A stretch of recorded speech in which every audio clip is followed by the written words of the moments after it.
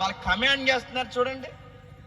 అరే డబ్బున్నవారైనా డబ్బు లేని వారైనా, ధనికులైనా దరిద్రులైనా, లోకంలో పుట్టిన ప్రతి ఒక్కరూ వినండి అంటే వాళ్ళు ఇంతకంత కమాండ్ చేస్తున్నారు. వాళ్ళ అధికారులు, వాళ్ళ భాష ఎలా ఉంటుంది. నువ్వెవడవైనా ఎలాంటి వ్యక్తివైనా వినాలి. ఇంతకీ వాళ్ళు ఏం చెప్తున్నారు? వాళ్ళ దర్యాప్తులో కొన్ని సంగతులు తేలాయట.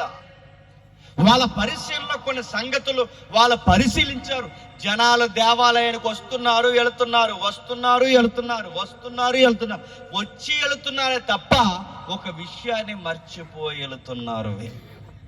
డబ్బులున్నవాడు మర్చిపోయాడు, డబ్బులు లేనివాడు మర్చిపోయాడు, పేదోడు ధనికుడు, పేరున్నవాడు పేరు లేనివాడు, చిన్నోడు పెద్దోడు, ప్రతి ఒక్కడు మర్చిపోయాడు. కానీ అందరూ మర్చిపోకుండా జ్ఞాపకం చేసుకుని ఎప్పటికప్పుడు భయపడవలసిన ఒక విషయం ఉంది. అదెంతకి ప్రజలకు అర్థం అవట్లేదని వాళ్ళ దర్యాప్తులోని సంగతుల్ని పాటలుగా రాస్తే అందులో ఒక పాట ఇప్పుడు మనం చదువుకుంటున్నాం. ఆ పాట పేరు చెప్పండి, 49వ కీర్తన.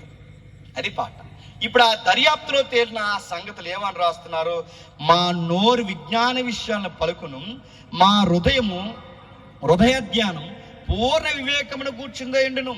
గూఢార్థము గల దానికి నేను చెవి యొగ్గెదను. సితార తీసుకొని ఈ మరుగైపోయిన మాటలు బయలుపరుస్తాను. ఏం చెబుతారు?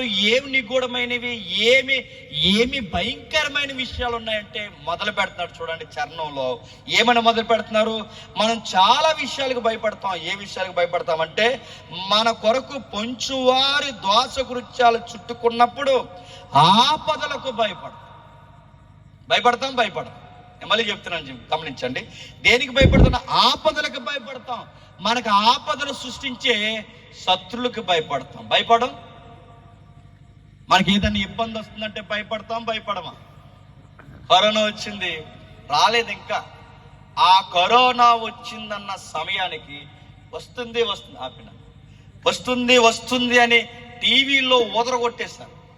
ఆ టీవీలో ఊదరగొడితే కరోనా వచ్చిన దానికైనా భయానికి చచ్చిపోయిన ఎక్కువైపోయారు. ఆ మధ్యకాలంలో ఏం చెప్పారు తెలుసు? ఇదిగో మహమ్మారి వస్తుంది, ఏం చేయాలి? మహమ్మారి వస్తుంది, చచ్చిపోతున్నారు. ఎలా చూపించేవారండి టీవీల్లో ఎలా చూపించారు? అన్ని ఛానల్లో ఓకతమ్ముడు. ఇదిగో మేమే చూస్తాం. మొట్టమొదటి లక్షణాలు మేము చెప్తున్నాం. ఈవిడ స్టిక్ కట్టుకుని యాంకర్ అమ్మ వచ్చేసి ఇది ఎలా చూపించదు, ఎలా ఉంటాయి లక్షణాలు, ఎలా ఉంటాయి అనగానే వాళ్ళు చెప్పారు, ఇదిగో కరోనా లక్షణాలు ఎలా ఉంటాయి తెలుసా? మనకు వచ్చిందో లేదు తెలియదు ఇంకా. ఎలా ఉంటుంది తెలుసా? ఊపిరి బిగబెట్టి అలాగే ఉంది అనుకో. ఇంకో ఎడం ముక్కు మూసిపోయి కుడి ముక్కు మాత్రం పనిచేద్దాం, రాత్రి నుంచి అలాగే ఉంది అనుకో. భయం అడుగుతున్నాను. భయానికి ఆపద వస్తుందంటే ఎంత భయం అండి. కరోనా వచ్చిందనక దానికన్నా వచ్చేస్తుందని గుండెపోటుతో చచ్చిపోవడం ఎక్కువైపోయాయి. నేనేమంటున్నా చెప్పిన, ఆపదలకు భయపడతాం. అదుగో అక్కడ ఉందంటే భయపడతాం, ఇదిగో ఇక్కడ ఉందంటే భయపడతాం, ముగ్గేసి భయపడిపోయాం, రకరకాలు భయపడిపోయాం. ఆపదలకు ఎంత చీకటికి భయపడిపోతాం. చీకటికి భయపడమండి. మనం కట్టుకున్న ఇంట్లో రాత్రులు మన మేడ మీదకి మనకే పైకి వెళ్ళాలంటే, మన మేడ అంటే మనకి మేము రాత్రులు అంత ధైర్యవంతులు మనం.